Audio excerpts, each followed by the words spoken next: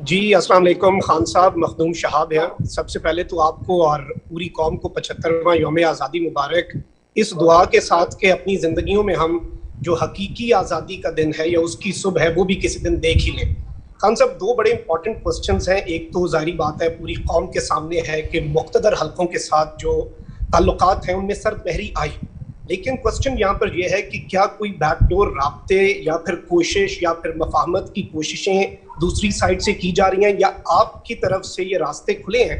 और दूसरा बड़ा इंपॉर्टेंट इस वक्त क्वेश्चन है जो खैबर पख्तूनख्वा के कुछ इलाकों के अंदर एक मरतबा फिर दहशतगर्दी की लहर आ रही है, उस पर एक नैरेटिव बनाने की पूरी कोशिश की जा रही है कि इसका कसूरवार भी इमरान खान है और आपकी पॉलिसीज हैं और जी आपकी वहाँ पर गवर्नमेंट है।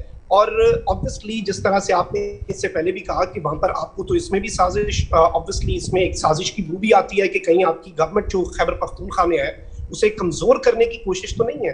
तो what do you have to say on this?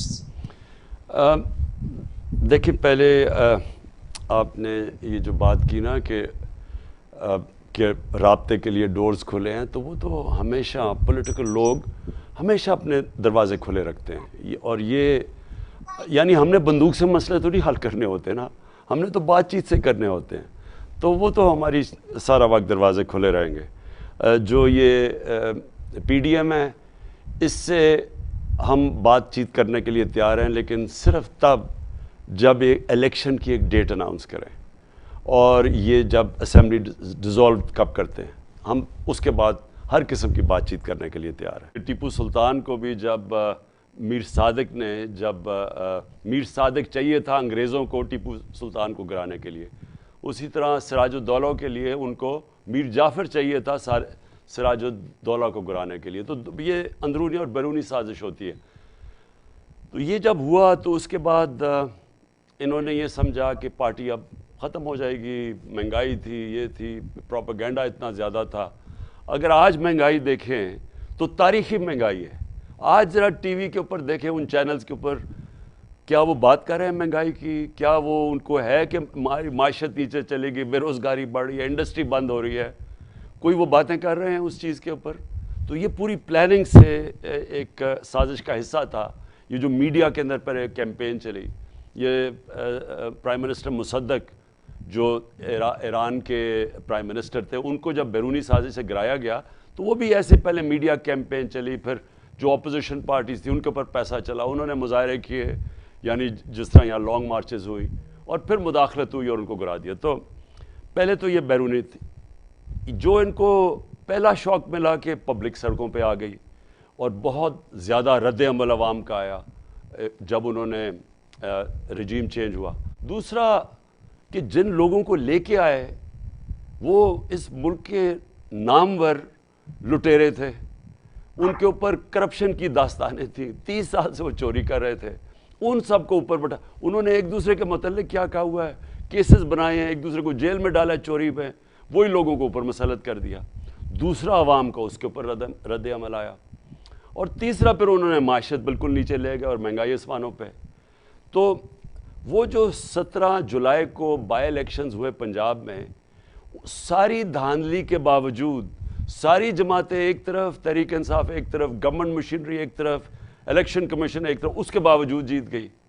अब उसके बाद ये घबरा गए हैं, अब ये अपने प्लान सी पे चले गए हैं, और वो ये है कि अब किसी तरह टेक्निकल नॉकआउट किया जाए, मुझे टेक्निकल नॉकआउट किया जाए, और उनका ख्याल है कि उसके बाद जमात नीचे चली जाएगी। और उसके लिए ये फॉरेन फंडिंग केस है, तोशा खाना केस है, ये सारे वो चीज़ें हैं जो कि जिस वक्त भी अदालत के सामने जाएंगी, मैं आपको यकीन दिलाता हूँ फैक्ट्स आएंगे तो ये कोई केसेस ही नहीं है, लेकिन ये तलवार लटका दी है। और इनका ख्याल ये है, और लॉन्ग टर्म प्लानिंग क्या है कि पहले सख्ती करो।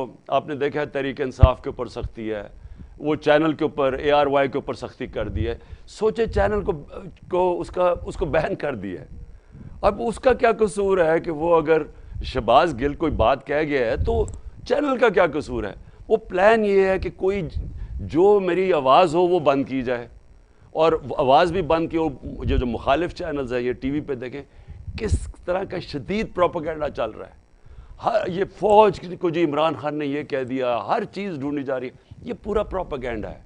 اس کے اوپر پیسہ چلا ہوا ہے، اور کوشش یہ ہے کہ پھر یہ پروپیگنڈا کے بعد کوئی بین آ جائے اور پھر ڈیل یہ کی جائے کہ اچھا جی عمران خان کو بھی ہم اگر یہ بین ہٹاتے ہیں تو نواز شریف کا بھی وہ جو نااہل ہوا ہے وہ بھی ہٹا دیں. یار اس طرح کی کوئی باغین ہے. یہ اتنا خوفناک پلان ہے، اس سے پاکستان کو کوئی سمجھ ہی نہیں رہا کہ کتنا بڑا نقصان ہونا ہے. اب آ گیا خیبر پختونخوا. یہ ایک مسئلہ ہے جو بگڑ سکتا ہے. دیکھیں میں پہلے آپ کو بتاؤں کہ یہ ساری جو اس ملک میں تو کوئی ملیٹنٹ طالبان تھے ہی نہیں. آپ کو میں تاریخ بتا دوں کہ ہم نے امریکہ کی جنگ میں شرکت کی اور ہمیں دھمکی ملی امریکہ سے، اور ہماری لیڈرشپ کے پاس وہ دم نہیں تھا کہ اپنے ملک کے مفادات کے لیے ریزسٹ کریں، کیونکہ دھمکیاں تو ملتی رہتی ہیں ملکوں سے، لیکن ایک قوم اپنے ملک کے مفادات پہلے رکھتی ہے. ہم نے ان کی جنگ میں شامل ہو گئے اور اپنے لوگوں کے مفادات نہیں دیکھے. اس کے نتیجے میں ہم سب کے ساتھ 80,000 پاکستانی مارے گئے، اس میں قربان کیے ان کی جنگ میں. اور جو ہمارے ساتھ ہوا، ہمارا قبائلی علاقہ اجڑ گیا اور یہاں بم دھماکے تھے، اکانومی کو $100 ارب سے زیادہ نقصان ہوا. لیکن اس سے پہلے یہاں کوئی ملیٹنٹ طالبان پاکستان میں نہیں تھے. تو یہ کیسے پیدا ہوئے تاکہ میں آپ سمجھ جائیں کہ اب ہو کیا رہا ہے. یہ پیدا ایسے ہوئے کہ یہ جو سارا قبائلی علاقہ تھا، جب ہم نے 80 کی دہائی میں جب ہم افغان جہاد لڑ رہے تھے امریکیوں کے ساتھ مل کے سوویٹ یونین کے اگینسٹ، جنہوں نے افغانستان میں قبضہ کیا ہوا تھا، تو وہ سارا قبائلی علاقے کے سے وہ جنگ لڑی گئی تھی. ساری جہاد تھی وہ اس ساری قبائلی بیلٹ سے لڑی گئی تھی. تو جب ہم نے وار آن ٹیرر میں شرکت کی 10-11 سال کے بعد، تو 90 سے پہلے تو وہ ختم ہو گئی افغانستان میں، سوویٹس واپس چلے گئے. تو جب 2001 کے بعد امریکی آ گئے افغانستان میں، تو اب انہی لوگوں کو ہم کہہ رہے ہیں کہ پہلے تو جہاد تھی جب سوویٹس آئے تھے، لیکن اب امریکی آ گئے ہیں تو اب یہ دہشت گردی ہے. تو یہاں قبائلی علاقے کے لوگوں کو وہ ظاہر ہے انہوں نے ہمارا بیانیہ نہیں مانا، تو ادھر سے ریزسٹنس آنی شروع ہو گئی. اور کیونکہ وہاں طالبان تھے تو انہوں نے اپنے آپ کو پاکستانی طالبان کہنا شروع کر دیا.